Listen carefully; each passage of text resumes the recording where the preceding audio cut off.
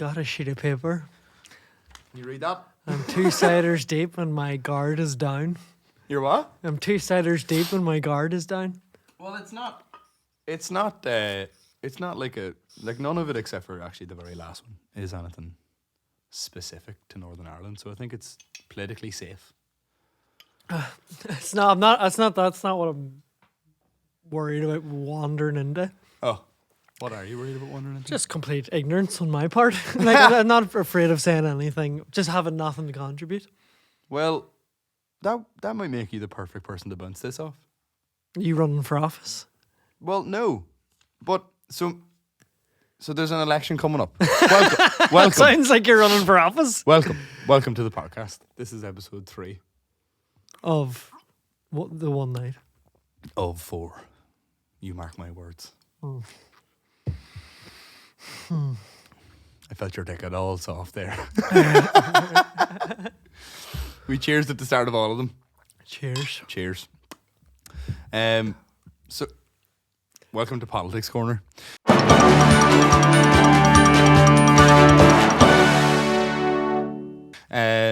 There's an election coming up. Mm-hmm. And I took some advice that you get. Well, you've been kind of constantly putting out, to be fair to me, which I felt like was good advice, but I was almost like willfully ignoring because I enjoy the chaos a bit too much sometimes. Which is that I stopped listening to Nolan again. Mm-hmm. Feeling better for it. Good, I'm glad. Feeling better for it, for sure. And so I replaced that with the James O'Brien. I was going to say Alex Jones. With Alex Jones. And I would like to tell you some great ideas he has. So, some of you may not have heard of Sandy Hook. No, sorry. No, sorry. But so I replaced that with James O'Brien. Mm-hmm. Are you familiar with James O'Brien? Yep. Yeah. He would, for anyone who doesn't know James O'Brien, he has a radio show on, is it LBC? Is that what it's called? Yeah. Yeah. Where he takes calls. It's done a few things for me. It has elevated my idea of how smart people generally are, which has been good. Because if you're listening to certain shows on the reg here, sometimes you could be forgiven for thinking that people aren't all clever all the time. They sound more lonely than clever. Yeah. Kind of, right? Like it's just, like when you zoom out, it's a bit sad. Sometimes it's the same Very folks sad. calling in all the time. Which makes you wonder why it's allowed to continue, because it feels very close to exploitation a lot of the time. Yeah, it kind of does, like, yeah. And it's also, I think, a kind of an awful indictment of just how little actually happens to help people here. Mm-hmm. You know, because like you could probably find clips of that show from 10 years ago, like of people giving out about the same things, and not just the same sectarian sort of things, like, but the same like meat and potatoes issues, like just like the health service or gas prices or like a big one now at the minute. Too many tags. What are we going to do about the infestation of tags? But I heard. Sorry, just a really, really fun off the cuff joke the other week listening to Rory Woods on Colin Geddes' podcast, and they were on about if they brought Robot Wars here, and then he just threw out in there that the commentator would be Take Charles. I thought that was really funny. So well done, Rory Woods. But is it a Catholic robot or is it a Protestant robot? Bing, bing, bing, bing, bing. The answer is it doesn't matter as long as it's one of them. But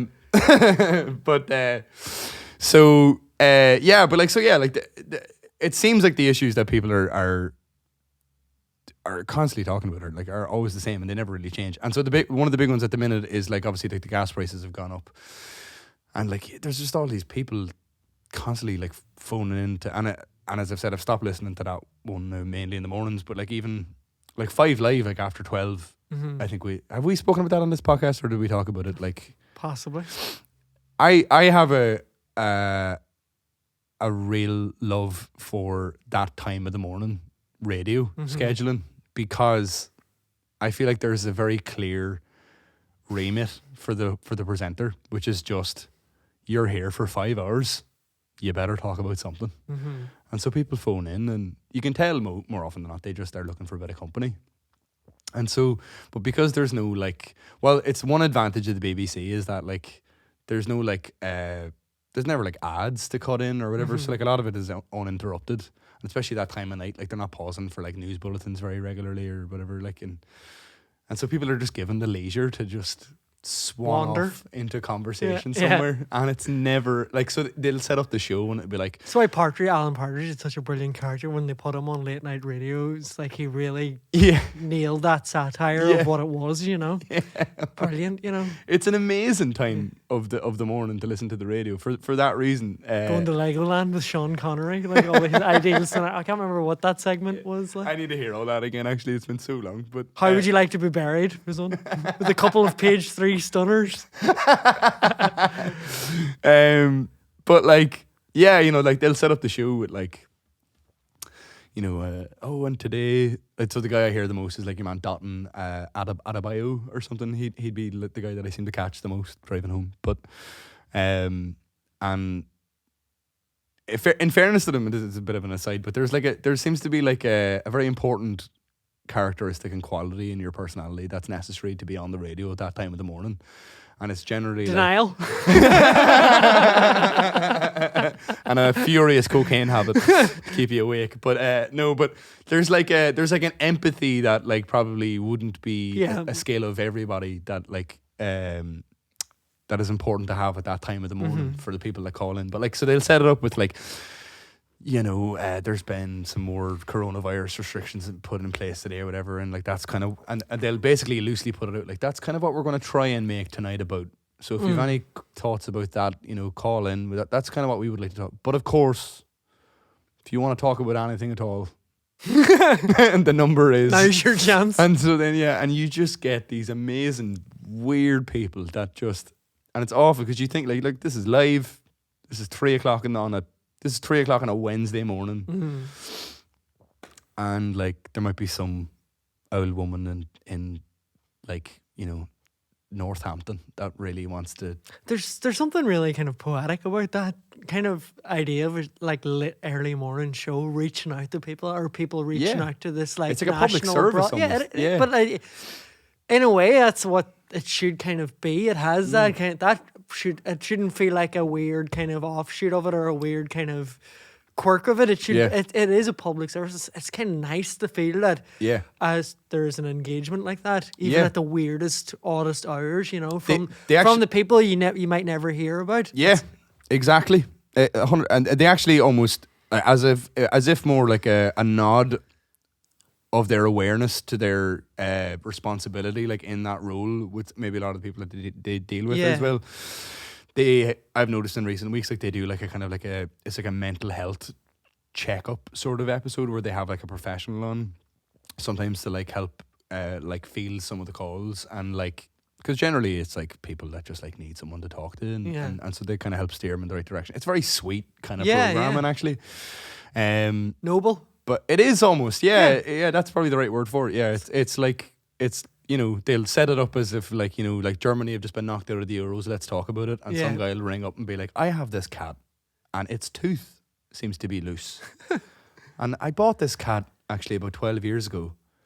I remember the first time I took that cat to the park, and it just goes off and you're like, wow. And we have a feline mental health expert here to help you out actually. And 15 minutes later, like you can hear like the seasoned presenter in them, the odd time, almost noticing that they should interrupt, and then someone in their ear goes, "We got 5 minutes." They go, "Yeah, but no, carry on. It's okay. You need this more than I do," and they just let them, and it's. I'm going for a smoke. Yeah, exactly. Yeah, can we get this on the Bluetooth? Just every now and again. Yeah. But yeah, and you know, and so because of that, then like you hear at like this, it does seem to be like predominantly like older like British mainland people. Obviously, it's mainly mainland programming or whatever. But this is LBC you're chatting about now. No, like Five Live. Sorry, I was talking about. But yeah, and so on that show, like you hear people like calling them with like the same, you know, because they kind of go down the rabbit hole of like, oh, well, what are you doing this Christmas, or you know, have you any? What are you going to do this weekend or whatever? Like, you know, just trying to make kind of like polite conversation normally to like kind of end the conversation. You know, that's normally like a good way to be like, and any plans for the weekend? Okay, well, enjoy the plans and we'll see you soon. Is kind of a good way to be like, that's enough about your cat, Walter. Okay. No one fucking cares. All right. But I can't believe they haven't called me. But yeah, and so on those chats, and then on the more obviously like primetime chats, such as the James O'Brien one on LBC. Yeah, it's just kind of it's no, in a way it's no less depressing than the one I am trying to avoid now. But it at least seems to be packaged. There's something a bit more appealing about the likes of a show on LBC because they don't have to like hide their bias. So it's at least less frustrating to listen to because at least you're going like, well, at least I know where this person actually stands and not just where they're pretending to stand or where is advantageous for them to stand for the sake of not nonsense. But so one of the things, and it was a couple of weeks old when I listened to it because I've been just listening to it as podcasts. But one of the shows was about the Tory sleaze investigation. So I don't know if you were. I think you said you weren't really following that too much, were you, or did you know much about it? Not the parties specifically, but the kind of thing that kind of came before that. So I wish I remember names. Was it like the thing they were trying to get passed through were they not trying to change the law to make themselves essentially immune from it? Is that not what? So what I gather. And I think this is my loose understanding of it, but this is kind of what spurred this on. And this seems you run for office? No. But no running, mate. Can't believe it. Didn't even have me down as his number 2. Unbelievable. Like. This fucking guy. I'm going to run as his rival. I'm going to be the opposition party. He's probably right, but fuck him anyway is my motto. I mean, that's what most political parties in this country have been doing for years anyway, isn't it? It's just fuck them though. But yeah, so as far as I understand it, I wish I could remember any. I should have maybe, of all the things I wrote down, maybe the names of the people involved in these things might have been the most useful. But so basically there was like an investigation done. So there's this loophole in British politics where, so do you know the way in American politics, they very openly can be lobbied.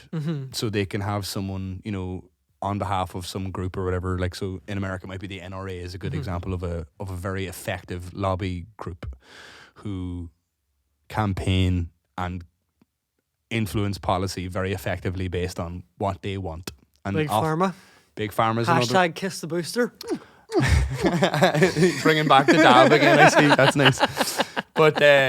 But so in British politics, so sorry, the difference I think is that in American politics, they don't really have to, like, so they can accept up to a certain amount of money. They can openly accept like campaign donations from say the NRA or Big Pharma or whoever. Or the IRA. Or the IRA or any of the BBC or anyone at all. But they can openly accept those things. Whereas in British politics, you're not allowed to accept money from lobbying organisations. But what you are allowed to do is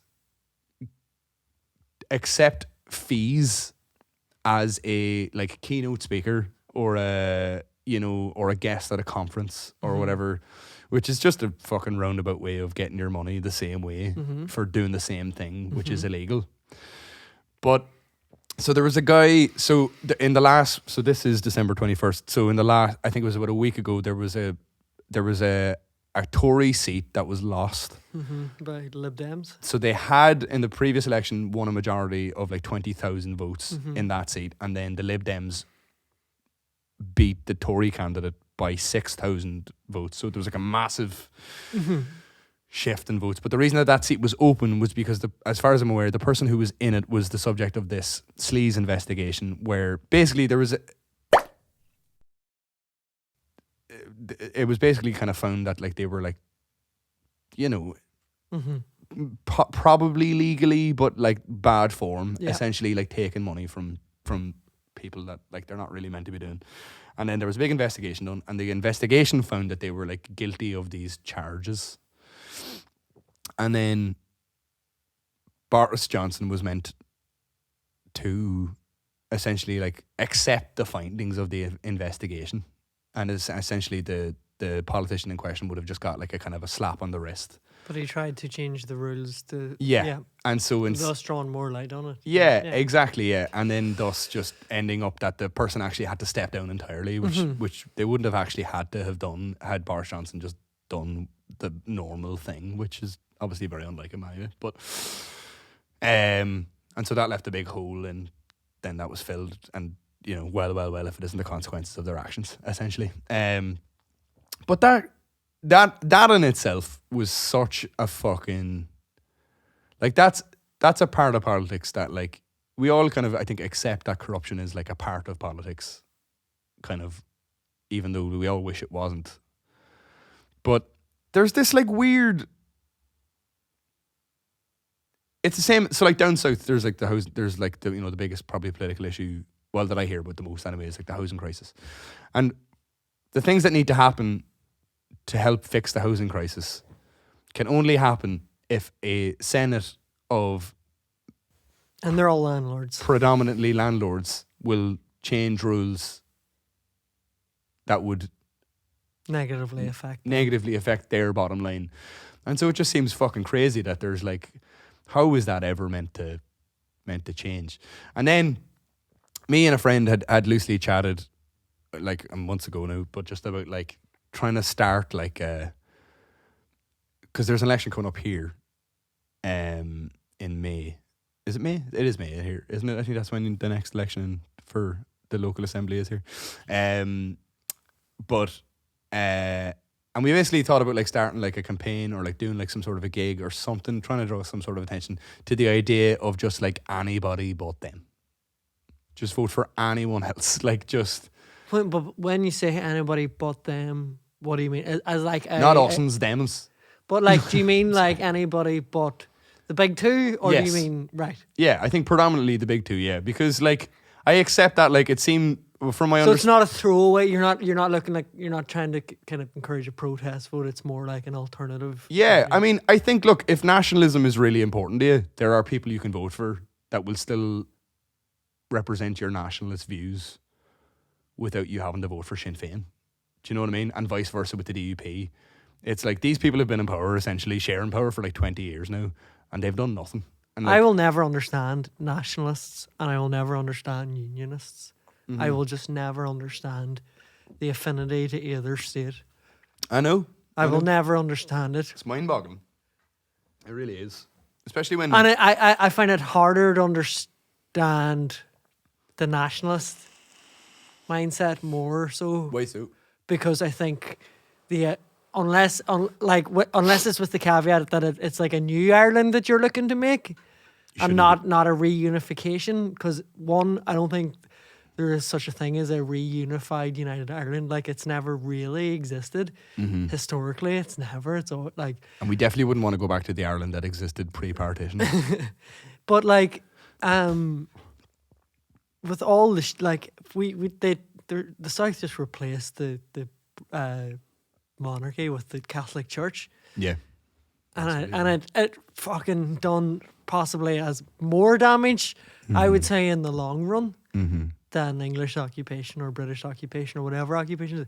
The Catholic Church is way more. It's very hard to argue that. And like, so the way a lot of nationalism is kind of caught up or is entwined with Catholicism in a weird way, which is usually more cultural than anything. Yeah. Because no way is there that amount of practicing Catholics in Northern Ireland. Absolutely not. Mm-hmm. It's an identity thing rather than an actual religious practice. It's more of a Celtic Rangers thing than it is.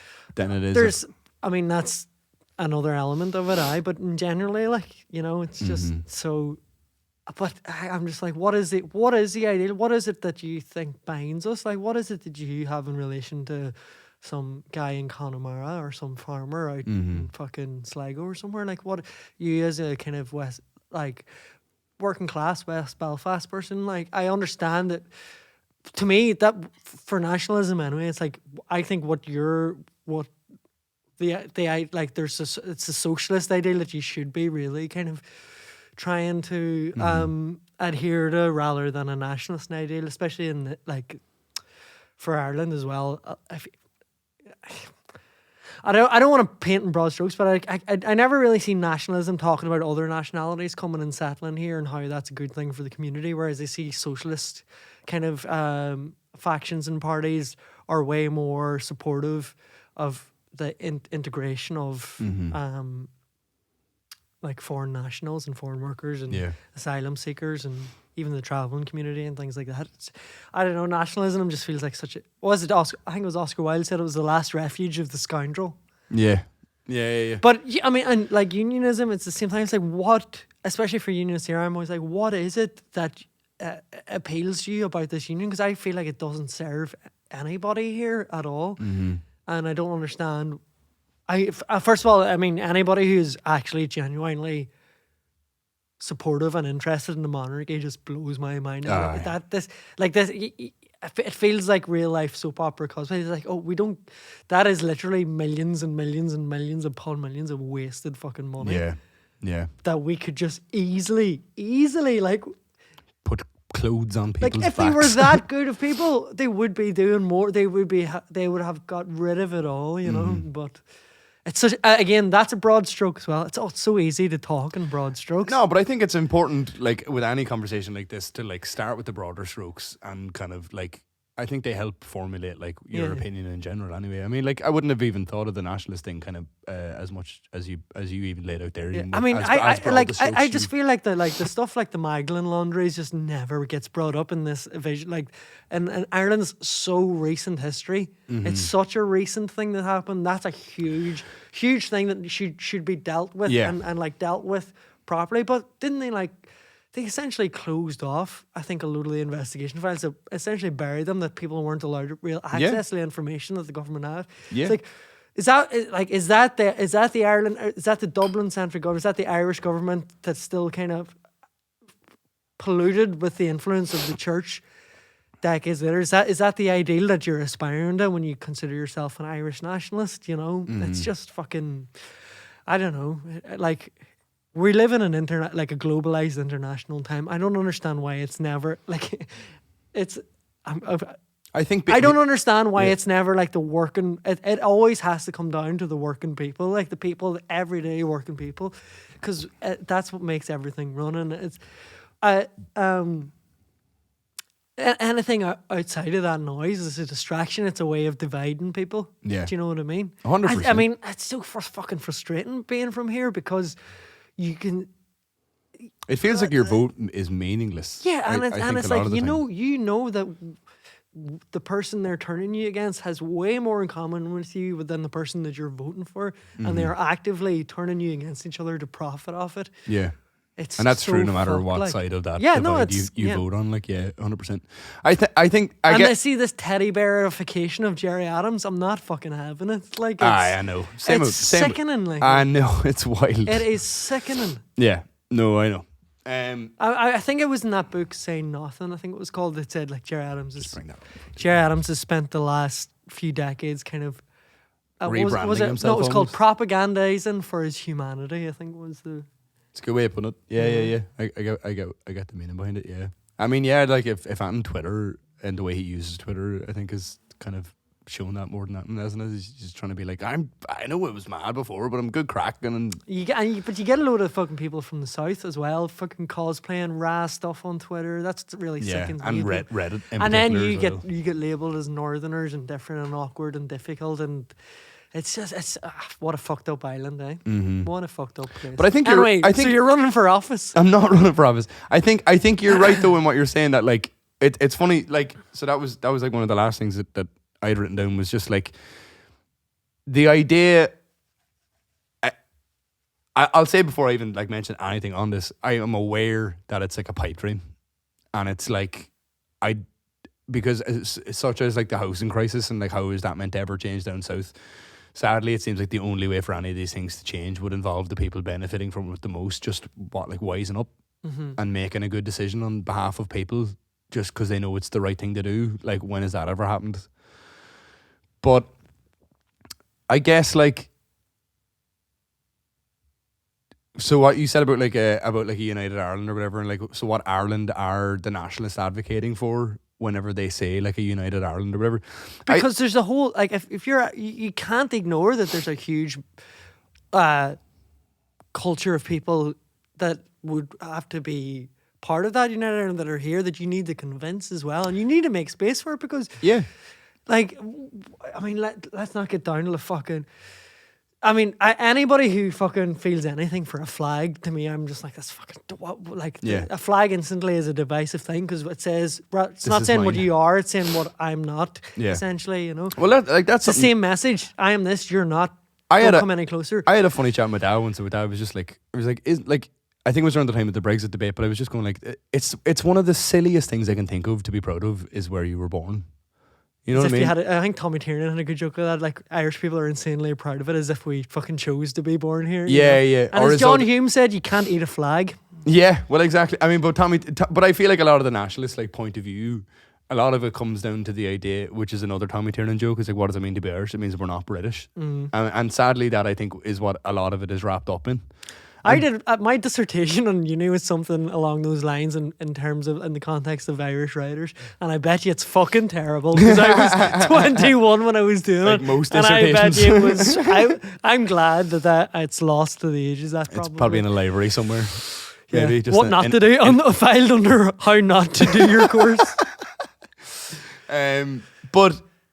Yeah, I mean, so like, I guess the idea, and it was the thing that I said earlier, was like maybe the only thing that was like specifically to this island, but like there should be some sort of like a media agreed, and they would never do this, but I would like to hear the rationale as to why not to do this, just from the mouths of them, because there should be a ban on being allowed talk about a United Ireland until both parties in terms of like for and against or whatever way you want to frame it, but like especially I think the biggest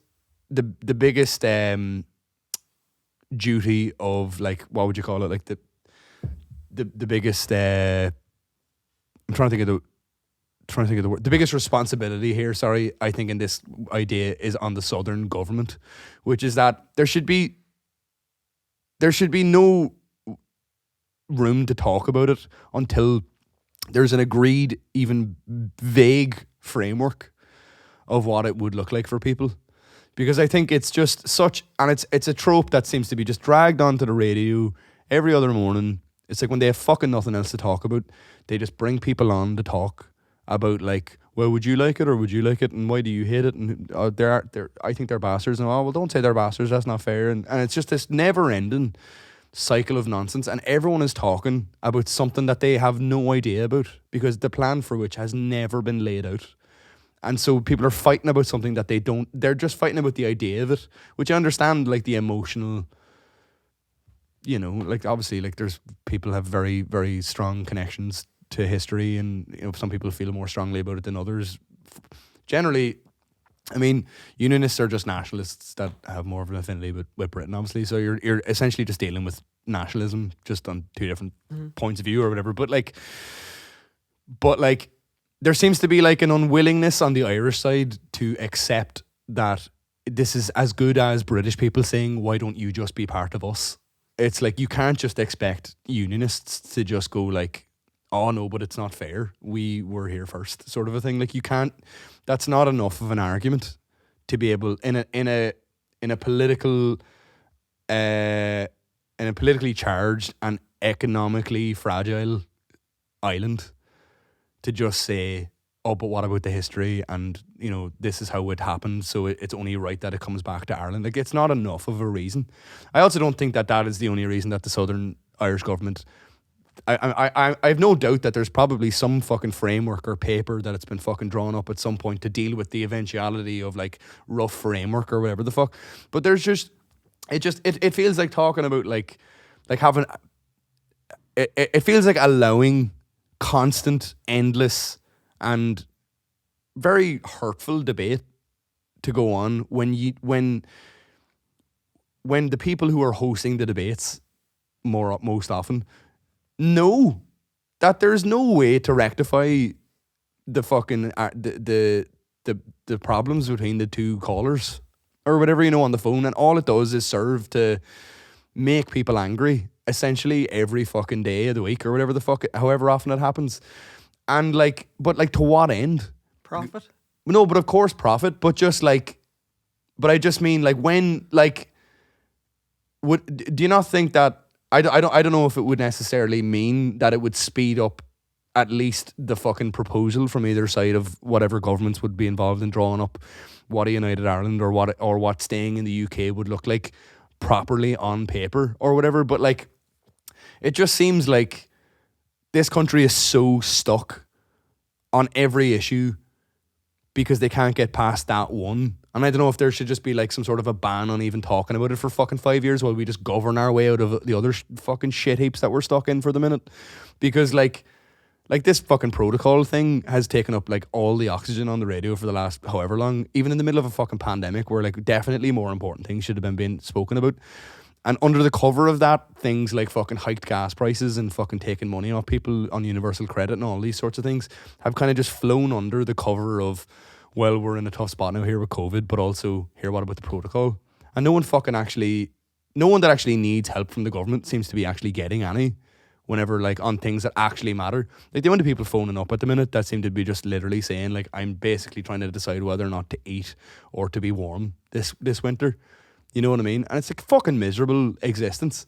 And then you have fucking, in the same breath then they go, right, well that's enough of that. Thanks very much. Back to these two fucking headers that are going to fucking scream at each other for votes instead on the radio. And you're like, what is the role of a fucking national fucking whatever the fuck? That's meant to host all sides of all arguments and all that. I understand, but is the goal not meant to be to help people? And they just don't seem to have any fucking in allowing this to continue the way it does, day after day, Monday to Friday.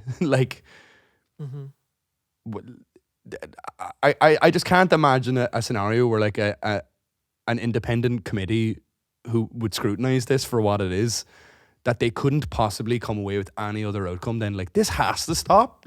This has to stop. This is bad.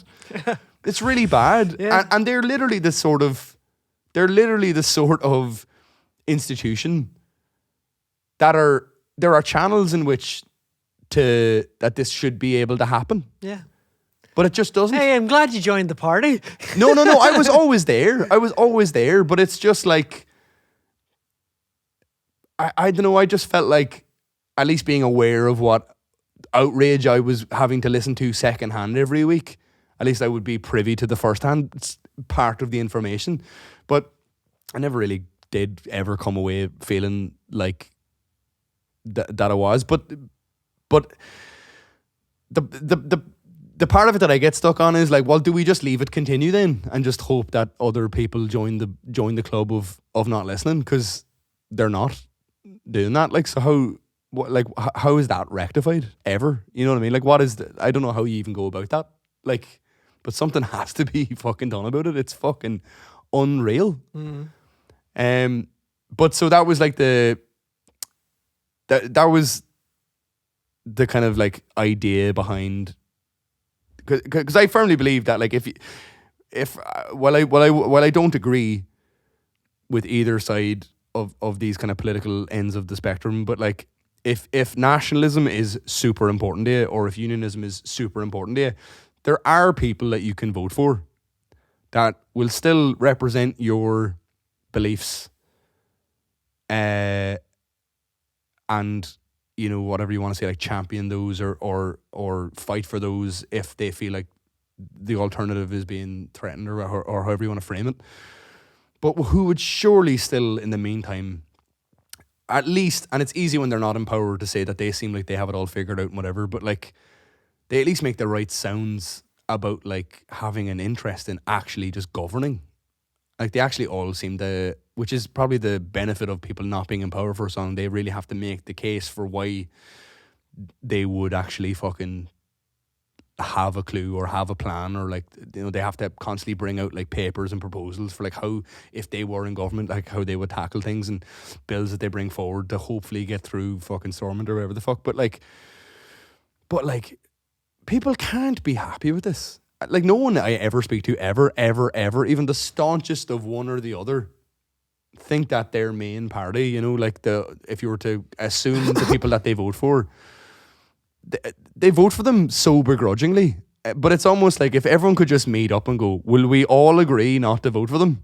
I'll only do it if you do it, and I need to see you do it, and so that I don't do it. But it's just this fucking, like, it can't be a good enough reason to only vote for a party just so someone else doesn't get in, especially in a system where, regardless of how you vote, they will get in anyway, because they have to, because both sides of the community have to be represented.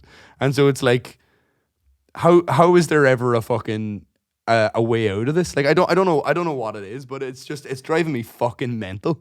The thought of like living here long term and putting up with this shit. I am at my wits' end with it, man. I moved into it, you see. He's got the Cork Saviour complex. But it's a little known offshoot of the white Saviour complex. The Cork Saviour complex.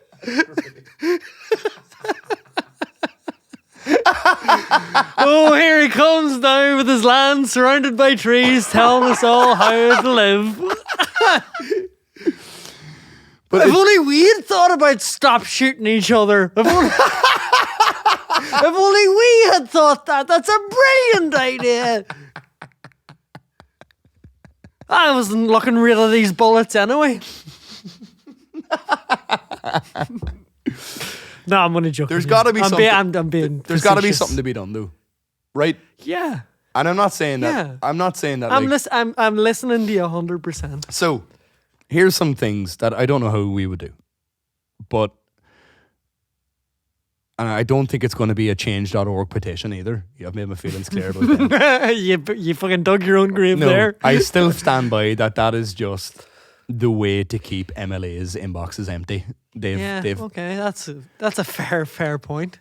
Well, because in the meantime, people were just probably emailing their representatives about things, but now they have this. No, you're right. That's a very, very, very good point. It's a dumb fucking thing. I don't think anything has ever changed from that, by the way. It should be called nothingeverchanges.org. I'm not so sure, but very little, if anything, ever, surely. Like, it's funny because they come up, and like, do you ever get the notifications if you voted on something, and it'd be like, it's coming up in to be voted on in the House of Lords this week, and then you see the footage of it, and they're like, no. Anyway, and everyone say no? No. Yeah. Sweet. Okay. I mean, the real problem there is there's a House of Lords voting on it. That's the real problem. With this is another thing that I only recently learned about how it works. Do you know how to get into the House of Lords? I think you buy it your way in. You buy your way in. Yeah. And guess how much it is? It's not cheap. You have to spend, I think it's is it like 3 or 5 million to buy a lordship? So you can, if you have enough money, you can influence policy in the UK. Democracy. I hope any English people are listening. I know Sarah is. My old housemate Sarah, who I love very dearly. She's one of the good ones. There's more good ones. Yeah. I always feel like there's at least 49% of them are good ones. We found that out in a recent vote. It's all cool. But seriously, like I didn't know that. Have you always known that? Yeah. I never knew that until maybe about 2 or 3 months ago or whatever, when I first learned this. I always just thought it was kind of like you donate enough and you're given is it a peerage? I think that's And then I always thought it was like that. Yeah. Like that you hit your threshold and you'll get it. Like, it's not like you put in an application for it and here's my 5 million quid. Give me my wig. And what's really cool is that if you this 5 million wig. Give me my wig. What's really gonna go for a dose in Commons. What's really cool is that if you're friendly enough with any politicians, some of them can also put a good word in for you as their mate to give you the power to vote on how people's lives are lived. So that fucking blew me away. I just think, like, I mean, how the fuck has that gone under the radar every time? Like, it's not that nobody knows about it, but it's just like accepted as a part of our democracy that, like, oh yeah, but if you're rich, you can literally, you don't have to be under cover of any fucking, like, there's no shadiness about it. It's just like, can I influence policy, please? But like, are you actually surprised? No, I'm not surprised, but I'm surprised that it's like, it'd be different if it was like, I would feel different about it if it was like, you know how they got that, though. You know what I mean? But it's like, there's probably a form you can fill in on the government website to be like, I have enough money. Can I do it, please? Like, that seems so brazen to me in a way that, like, the other corrupt shit where at least they're trying to hide it. But that's literally just saying, if you're rich enough, but more importantly, if you don't have money, you can't do this. So, like, it's well, in my experience, I find people who don't have money usually haven't never deserved it in the first place. That's always how I felt when I was broke. Really lazy. I didn't deserve to have money, so I just assumed nobody did. Lord. I assumed nobody who didn't have money deserved to have any. What would be your first vote, Lord Mickey? Me? I'd just vote for more wigs. Can I get a longer wig, please? I want one on each fist. My cloak doesn't have enough pockets. With little thumb sides. And then, so there was a whole conversation then around why, you know, there was the politicians then who were talking about, sorry, I should set that up better.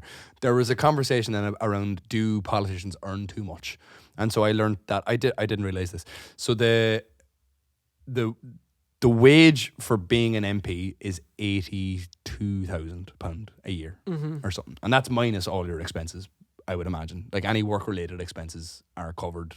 So that's like, well, minus taxes, but like, you know, a lot of dough to not really have an awful lot of opportunity to spend. And like, that would probably be more than, that's probably above the average. I think the average income for a UK household is 79,000, as far as I'm aware. Really?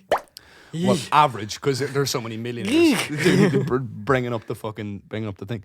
But that's like a joint household, by the way. I don't think it's like per person, as far as I'm aware. Someone could tell me if I'm right. But, and then there was people like, you know, fucking Rees-Mogg and other cool people who we think are like us enough to vote for them. He's a weird man. Isn't he weird, man? He looks like someone. Who is it used to do the Roald Dahl illustrations? Quentin Blake. He looks exactly like a Quentin Blake character, like fucking weirdo. I don't care. I don't mind running him what a cunt, like. He's a fucking muppet. Yeah. I just can't imagine who, like, what, I don't know what constituency he represents, but like, who is looking at him being like, he's one of us?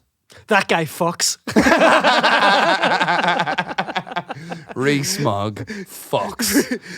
He definitely fucks. His name even sounds like he's swimming in it, just Rees-Mogg. He looks like he could play De Valera as a boy in a De Valera biopic. That'd be a strange film. Yeah, he wouldn't have the right accent. I'm just saying. Confusing. Who is this for? For British history classes, yeah, he'd be like Britain is fantastic. He doesn't sound like he represents the common man. He doesn't look like he represents the common man. It is just fucking looks like he's a butler in a haunted mansion. Unreal that man has convinced thousands of people to vote for him. Unreal. Like, I bet he could. Also, how dead is the Queen at the moment? Do you think she's dead? Pretty dead, man. I think she's on a scale of 1 to fucking Philip. She's probably about a 9 and she's keeping it very fucking on the DL. She couldn't. She 95. And she's cancelled her Christmas plans. Imagine being so unwell that you couldn't even commit to eating turkey in the privacy of your own home. Doesn't bear thinking about, Nathan. Queen or not, that's hell on earth. Imagine your life being so infested with media attention all the time that you can't even decline turkey in peace. You're hungover. Mm-hmm. Imagine if every time you were hungover, you can't even go. And you didn't feel like eating. You were just like, I don't really feel up to it. Do you think the Queen has brown sauce on her turkey? Just all over the papers the next day. Mick! Not hungry! Declines nut roast. And then people call you and text, are you dead? You're like, I'm just a bit unwell. Leave me alone. My God. You're right, Nathan. She's probably alive. Yeah, it's really hard to know. I tell you what, though, all jokes aside, she couldn't have long left. Fucking hell, that'll be a weird couple of months, because they're trying to bypass Charles. And apparently the reason they're trying to bypass Charles is because apparently Charles wants to downscale the whole thing and get loads of people off the payroll and like fucking... What? Comrade Charles? Are you serious? He was the infiltrating agent that nobody expected? Is that what you're telling me? Fucking hell. What an exclusive. Well, obviously it's not an exclusive. I don't appreciate this. Comrade Chuck. The clues were there the whole time. Chucky, our lad, Chucky. Our my lad. God, I cannot believe we have stumbled upon this. This is an exclusive. Woo! But yes. Prince Charles destroys unionism in one jumper over the nose. But yeah, it'd be interesting. I think it'd be really knowing what we know, what we seem to know about, like, you know, the supposed ins and outs of all that. It'd be very telling. Yeah. So I feel like I've derailed you on your 5 point. No, it's okay. And like the more I'm fucking thinking about it, like, it's just some of them seem so stupid to even read out. I think it's cool that you want to be a more active participant in the community in a broad. Do you know what's happening, way. man? I'm at a bit of a crossroads where, like, so me and Mags have been talking for ages about, like, before Margaret got pregnant or whatever, we were talking about like do we want to stay here? Do we want to travel for a bit and maybe see if we like somewhere else? One of the big problems with that is that, like, I know even just from moving from the south up here, it's not a fucking world away, like, but you know, you have this idea that, like, oh, well, if I go somewhere else, it'll be different and things might be better. I know I obviously didn't think that moving here, because I know it wasn't far enough away for me to not have an idea what the political system was like. I didn't realize how fucked it was, but so I don't want to just, like, go somewhere thinking that, like, oh, well, maybe the politics there will be better and my life will be easier. It just seems like a bit of a cop out, but it just, I always make the argument to folks who say, like, so, you know, I've spoken to many folks of maybe, you know, like our parents' age sort of demographic who'll say, like, oh, I don't bother voting, sure, nothing ever changes, and you're like, there has to be a way to reach those people, because they are the key to change. Do you know what I mean? Like, they are the people that actually, if they all just got together and realised that if they counted enough of themselves and were like, oh, well, if we actually all voted these people out, then there would be no fucking more problems. Can I say something? I think the Repeal 8th campaign proved it's boots on the ground. Yeah. Makes the difference. Yeah. There's a fucking, it might even just be called The 8th. Mm-hmm. It's a documentary about the people, some of the key figures involved in Repeal 8th. And that is a grassroots campaign. Yeah. And that was women fucking that I mean, it's an incredible documentary. Mm-hmm. But it really does goes to show that it's like grassroots activism, people on the ground, people, as I say, boots on the ground, fucking organising, making sure, getting people together. You're gonna have to be accepting of a load of fucking varying backgrounds and perspectives. But if you can get a message that reaches to everybody, and you mean what you say, and you're kind of true to the cause, and if the cause is altruistic, which, like the Repeal 8th, I think, obviously, I mean, and I imagine most people listening to this would be in agreement, thought it was, and you will, but you can win out, you can change the hearts and minds of people. Like, because that's a massive win off the back of an already massive win down south with the marriage referendum. But to be fair, that one was a huge win because of the hangover of conservative Catholicism that has a massive grip on Irish society. To have that come through from grassroots activism is such an, like, I mean, I should talk about that more when I'm kind of running down the concept of Ireland from a nationalist perspective. But I feel like, I guess, you know what it is? It could be, when I consider nationalism, I always consider from the male voice, the shouting of the male voice and the fucking, the Republican voice that's a part of that. Whereas I think there's a way more measured and considered voice for Irish socialism. Yeah. That is evident in those movements, and I've kind of lost the run of what I'm actually talking about now, but no, I got you. Yeah, that's the positive, like that. But I feel like that is a prime example of how to affect change. Like, and I'm saying this obviously from the like, what did I do? And like, I think I would have had very little. Like, either of us have very little. Well, actually, you have a vote down south, so you would have more influence in the repeal campaign. But for me, as like a northern lad, I'm like, anything I do here is probably going to seem like performativism.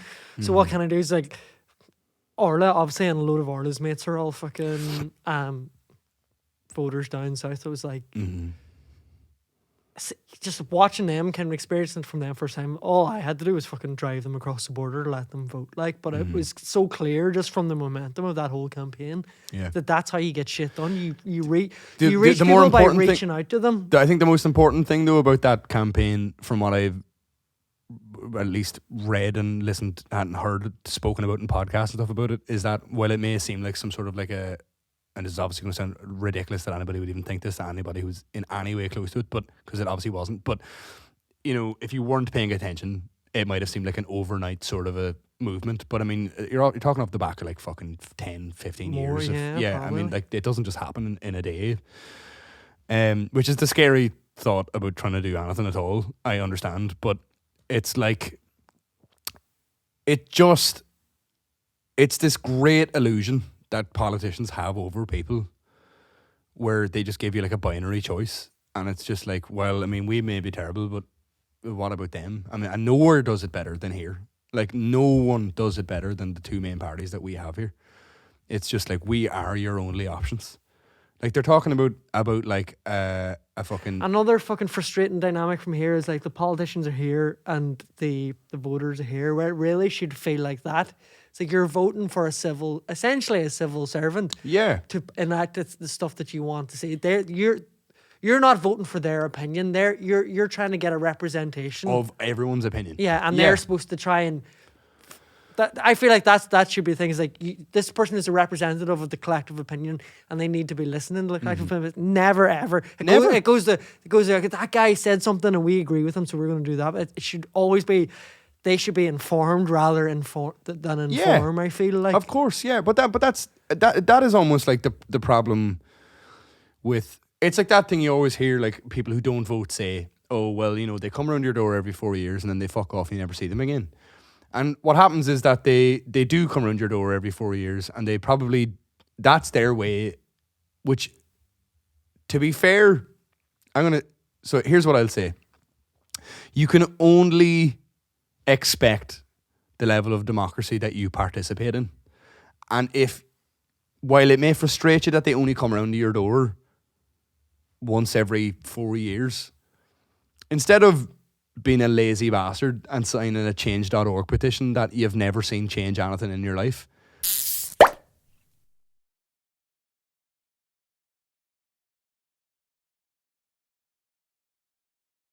no one is more than a couple of fucking miles away from probably like a constituency meeting, or you can fucking pick up a phone and call your fucking local MLAs, or send an email, or fucking do anything. Like, there's actually ways where, like, it's not up to them if you never hear from them. Do you understand? Like, if you're sitting at home, like, even if there are people that you didn't vote for, if they win the election, they still represent you. And if you're not happy with the job that they're doing, you're still well within your right. And it's amazing how little people, like, it's kind of the sad thing, really. I mean, like, the fucking apathy that people have, where they're just like, yeah, but imagine opening your phone and going and bothering writing an email. What a dose. Like, I mean, that's literally where most of our democracy dies, is because people can't be fucking bothered. And it's a shame, because, like, can you imagine if, I don't know, I'll pick Naomi Long only because I feel like she's probably the type of person that actually would open her emails and actually fucking read them. So I'll use her as an easy excuse here, because she's not the case. But can you imagine how quickly Naomi Long would act on something if she all of a sudden woke up with 1,000 emails about something that she felt like she could affect change in? Yeah. No, you're right. Yep. Do you think the same would happen if Michelle O'Neill or Jeffrey Donaldson had 1,000 emails about something that might be a bit difficult for them to do in the morning? Because, well, they specifically haven't been the sole person in power for the history of their parties. The history of their parties would suggest that it takes an awful lot more than 1,000 emails or 500 emails or whatever the fucking way that they are contacted for them to get off their fucking hole and do anything about anything. Because if there's enough fucking surveys done, every week or 2 weeks there seems to be a new fucking survey gathering the mass. If you want to learn anything about how seriously they consider what you fucking care about, there was a survey done, and it was, of course, like the talk of every political BBC radio show for that couple of days, where they basically found out like according to this survey, but it was a Liverpool college or something had done the survey, where basically they polled people, and they found like out of like say 100% of unionists, like something like 18% of them thought the protocol was their top priority, like their most important thing that they were most concerned about. And even in light of that, like they were just like on the radio, like responding to it, essentially going like, yeah, but like what are we going to talk about? We don't know. Like what I hear when they respond to these damning numbers, like, hey, this is a survey that proves that no one gives a fuck about what you're shouting on about all the fucking time. How about you pay attention to the things that these people have told you they do care about? And their answer instead is just like, yeah, but we've already done up the pamphlets. So what, are we just going to fucking start listening to people now? Letting them affect change? Like, it's nonsense. It's complete fuck. And I think one of the, if I can, I'm going to make my way through some of this, right? Just because I do want to, I just think like, we're near an hour in, and that sheet has essentially remained unturned over. What a preamble! These are things that I don't necessarily. It'd be fucking amazing to see them all happen. But more than anything, this is your manifesto. Yeah. Hopefully, that's a word that often kind of paired before a mass. This is sort of a mass. Yeah, this is what the news will refer to when they say there was concerning on the run up to the incident. There was concerning videos. You'll be on the hot seat, mate. You'll be like, I had no idea. Like, have you ever seen the percentage of asphalt? These are more things that I would just love to sit opposite a politician and have them tell me why this is a bad idea. Okay. More than anything. So, in light of me learning that the politicians, an MP or an MLA, maybe not an MLA, but an MP certainly in the English Parliament, their wage is somewhere around £80,000 a year. Mm-hmm. So it should be just generally accepted that if you want to be an MP, you will only receive whatever that year is the national average wage. I think Sinn Fein have something like that. They only take an average wage. The Sinn Fein MLAs. Well, good. But I'm sure it's all fucking covered with loads of expenses and stuff. But I'm fairly sure that's something that they actually do. I don't mind them covering their expenses, because really when it comes down to it, and you look at all the multiple ways that money is wasted in this country, at the very least, with the best will in the world, I wouldn't mind some of it going to at least them having the... I don't want them to be able to say that they can't afford it, and that's why they can't turn up to the thing that I need them to be at. So that's fine.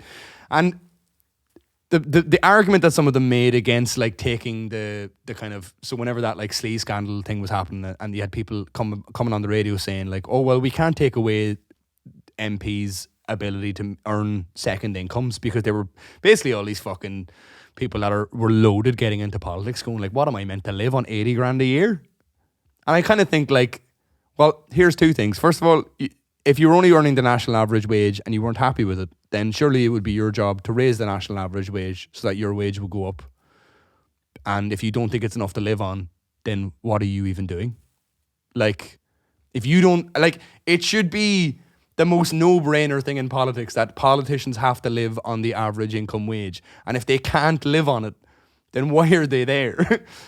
Like, it is just... I can't understand. You got them banged to rights. I got you banged to rights, Rick Smog. Fuck you. Term limits. It seems mental. What? Term limits. Right. It seems mental that anybody can be a career politician. Like really, it's lovely to think like, oh, well, they're a good candidate for our area and we like them, so we keep voting for them. That's class and all. But in this country, it just seems like generally that means, certainly in the last 10 years, that means that people like never really have to do anything. Counterpoint. Give it to me. Jeremy Corbyn. Fair. But I was thinking more along the lines of like being a minister or like like a PM or something like that. You know what I mean? I think like a top level position. I think like it shouldn't be a financially enticing career path to be a politician.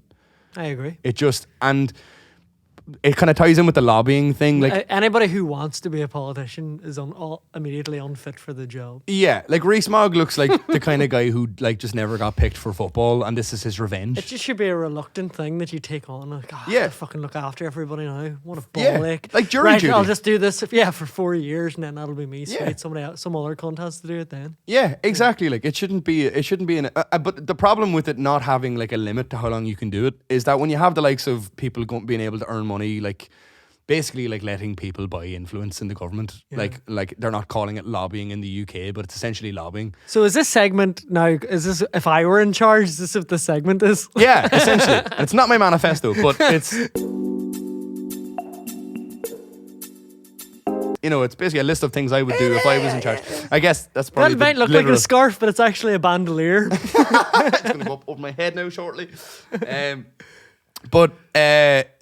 Yeah, I mean, and so then obviously like things like there should be no, obviously I can't believe I only learned this recently, and I can't believe I was foolish enough to think that it wasn't going on, but I can't, like there's no good argument for why lobbying should be allowed in government. What were you worried I was going to say? You were going to go after the Polish again, Nathan.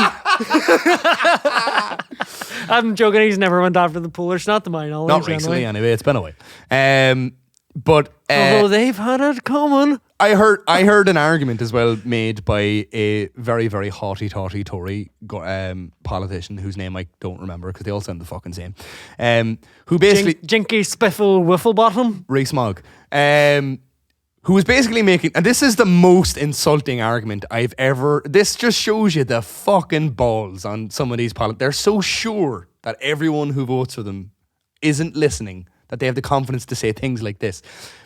They were challenged on why, like, oh, well, if we lower or cap an MP's wage at 80 grand a year, surely that's enough for you all to live on. And they were like, well, if you take the ability for me to earn money outside of politics away, then you're probably not going to get a lot of very good candidates. Like, essentially making the argument of like, what kind of fucking scumbag would be happy enough just earning 80 grand a year? Do you know what kind of cretins you'd get? You wouldn't get any fucking qualified or cool people with degrees. You would just get people who live normal lives and would probably only have the insight of normal people. Oh, did I just stumble onto my own undoing? You know what I mean? Like, you're just like, what do you mean? Imagine making the argument that only fucking morons would apply for this job if the money was only decent. Like, you couldn't surely have, you wouldn't get great candidates like me who you never hear from, who's too busy taking money from Saudi Arabian princes. You'd never be able to get me, that great guy. If I had to just know what it was like to live like a normal person, that'd be terrible, wouldn't it? Man, I feel like if you had been born in America, I'd be dead. No, you'd be on radio. Who do you call him? Be quaking in his boots. What do you call him? Fucking, you call that freak? There's so many freaks. What do you call him? Aye, that Alice Cooper looking fuck. Oh. What's his fucking name? He's on serious. Oh, what's his name? We can't continue until we figure out his name. I know his name. I can see the guy. He's got the glasses. And the Sibian. He's got the glasses. He's got. It's not Howie. It's something Howard. It's something Howard, isn't it? Stern. Howard Stern. Howard Stern. That's who you'd be. Well, those fat cats in Congress. Yeah, he's got a couple other unsavory moments that I'd like not to be compared to, sadly. But that's a sin. I did mention the Sibian. Yeah, for all the good he does, there's a couple of interviews with pre-presidency Donald Trump, which I'd not like to be too tight to. Here, I feel like this is a no-brainer, and I've had people. Sorry, I feel that's actually a harsh read on what you're doing here as well, compared to Howard Stern. It's okay. He has cool musical guests. It's much more noble than Howard Stern. He's really cool, but he got Chris Martin to do Viva La Vida with acoustic guitar. Who else be able to do that? I mean, pros and cons. There should be basically like a block of apartments which is where you live when you're in government. There should be, they don't have to be shitty apartments, but there should just be like, yous all have to live together. Yous all have to fucking, you can probably stay within your own fucking party in the dorms or whatever the fuck you want to, whatever way you want to work it out. Nathan, that is ripe to become a fucktopolis.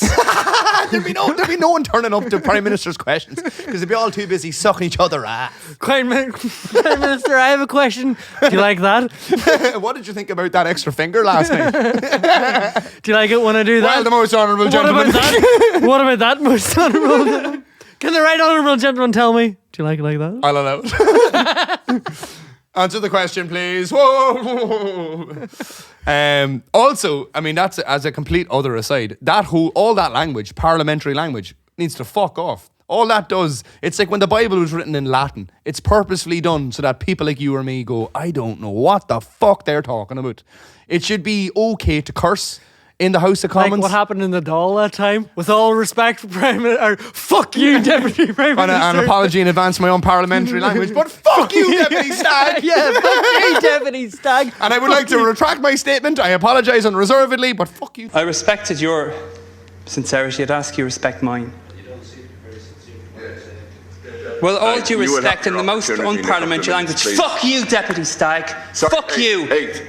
I apologise now for my use of unparliamentary language. Fogarty, that is most unparliamentary language. It is most unparliamentary language, and I now withdraw it and apologise for it. Deputy Stag, like that's more what we want to see. Yes, that's absolutely. More what we want to see. But you notice that even down in the Dáil is a good example. Like anyone even vaguely, especially about 10 years ago, anyone even vaguely left leaning were just fucking, it's like the way Hollywood, I feel anyway, I don't know if this is a thing that was done on purpose, but like I feel like for years Hollywood have basically made the lunatic at the side of the road with the cardboard sign have all the messages of like, you know, kind of basically like, you know, like kind of left leaning socialist shit. Like that was the guy with the fucking, with no house and living in a tent and with the wet cardboard sign would fucking, you know, dance for food or whatever the fuck. Like he was the guy with the ideas that you look at now and go, oh well, that guy's actually right. Actually, isn't that mad that I've been brainwashed my whole life to think Woody Guthrie was right, man? Aye, I don't know why he was right, but I get the reference. He seems like the kind of fella who I would agree with most of the time. I feel like this. I know. I would be interested. I might have even said this to you before. I've had people say to me that this is a bad idea for many reasons. But I still think that with the right bit of fine tuning, I can't understand why this is a bad idea. There should be an app that all registered, like any citizen that's registered to vote, should be like the same. I mean, how quickly were they able to get a fucking COVID passport app in all our phones? They obviously have the technology to make an app up quick. So they would send every eligible citizen who's eligible to vote 5 topics that are going to be voted on in the next fortnight. And just, it's not to say that the vote, like, so whatever way, like, people vote on it or whatever is the outcome of it. Like, not to completely bypass Stormont. But there's no excuse in this day and age not to be working with current, up to speed, up to the minute evidence and numbers and statistics on how people actually feel and what people actually want. Like, it couldn't be that hard to mock up an app really quick that says, right, this week we're voting on... Yes, but to do that, you need the will of the people doing it. No, you give away a lot of your kind of personal information. And it's how much you trust the people. That's what it comes down to then. That's a fair point, but would you feel comfortable giving... I mean, it's a big stretch, but if because it's Tory government in England, but would you feel comfortable giving those guys all your personal data? But how much would they need just to have my Doesn't name? Matter, but and my like registered it's not voter how much number. they need; it's how much they can get, and how that becomes then malleable and manipulable against you. That's where you run into roadblocks and ethical roadblocks, I think. Okay. Plus, also, not everybody has access to the most up to date kind of software that okay, well, someone has said that to me before, and so my thought on that is that surely there's got to be a way to bypass that for folks that are like, you know, like the elderly or Once whatever. again, though, that's open to interference and manipulation. Oh, you just have to press this one here. You just have to press this one here. Okay, look, there's always a million. No, you're. It's a fair point, but there's always a million reasons not to do something. Yeah. But on the whole, do you not think that would overall? I actually thought you were going down the road of making voting easier for people. But I don't want to do that. I get what you're saying. You're making the information that voting is based on more easier and accessible to people, which I think is what you were saying, wasn't it? Yeah, well, it's just my idea is just that like. You're saying the news is not fit for purpose, Nathan. It's fake news. My idea is just that if they're voting on whether or not the majority of people do or don't want fucking bus lanes up and down the Dublin Road or whatnot, would it not just help to ask people what they think rather than just dealing with the same 4 or 5 people who phone into a fucking phone show every morning, like, and taking that as the nation's opinion? How fucking hard would that be? I take the point that there would be holes and not everybody would be able to be brought in under that umbrella of people who have ready access to that information, but it would still be more information than we currently have. Yeah. I mean, I can't see, and whatever about, like, even to deal with the point of, like, GDPR or whatever, like data protection and all that sort of stuff, then fine, just agree to make it fucking airtight then by like an independent company who it's not made by the government and it's a citizens app made by citizens and it's like open source or whatever the fucking best way to do it is. I'm not the guy who makes the app. I'm just the ideas guy. But you know what I mean? Like there's got to be a way. Like if other people can make apps and you can clearly sign up to it in a way that doesn't give away all your data, if the company wants you to have the option not to give away all your data, then you just get the people who don't want your data to make the app. And then that's like the people, I know that's easier said than, I know this is like sounding like pie in the sky, but I'm just saying, like, there's always going to be a million reasons. I know. There's always going to be a million reasons not to do something, but it's just like, it doesn't seem like enough to just not try at all. Yeah. Do you know what I mean? How far are we through the list? we have 2 left. I'm so glad you're so engaged, though. I have been. What are you on about? I've been very fucking engaged. Okay. You really blindsided me when you're like, "Hey, do you fancy talking about politics? Will you be alright with a bit of politics before I get into this?" An hour and 10 minutes later, after that's only 10 minutes longer than the last 2 we did. There's actually only one left because we actually talked about the other one already. I don't know if this is a thing that happens already, but like town hall meetings, do they happen regularly? Fuck. Actually, you know what? I don't know. Why don't they happen all the time? I know that the reason is probably because they don't want to have people shouting at them for how bad they are at their job, but like, there's no good argument. No, sorry, there is a good argument. There's been a good argument in the last couple of months because like an MP was killed. I understand that there's like security concerns around like parading your local politician in front of people that, you know, may not agree with everything that they're saying. Yeah. But again, there's got to be ways to keep people safe and still have people able to engage. Like, you know, rather than like turning up on people's doors every 4 years and they haven't seen you in 4 years and they're fucking raging because you're meant to represent them and they now fucking have this idea of you built up in your head like you're a fucking the boogeyman or whatever. If they saw you every week and you actually had an opportunity to actually speak to them on a regular basis and actually have your points of view heard, and dare I say, if you even went and actually represented people on a broader scale, like there's always going to be like always going to be a risk attached to just people who are just bad people are going to fucking try to do something terrible with that sort of situation. It could be a Zoom meeting. I don't care what format it happens in for what people need to feel safer in doing it.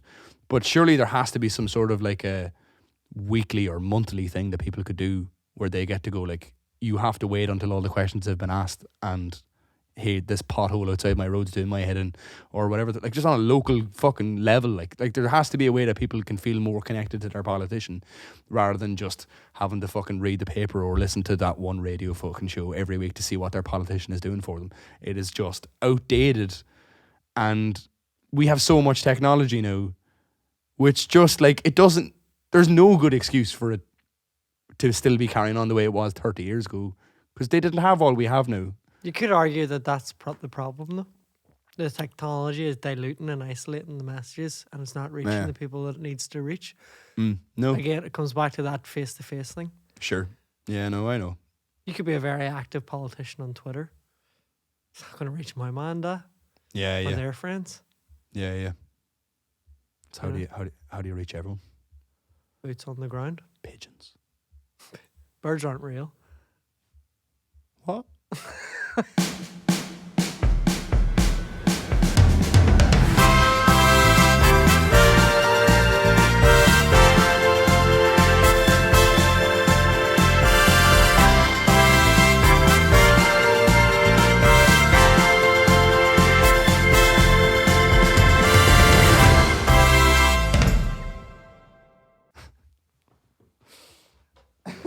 Have you seen that birds aren't real thing?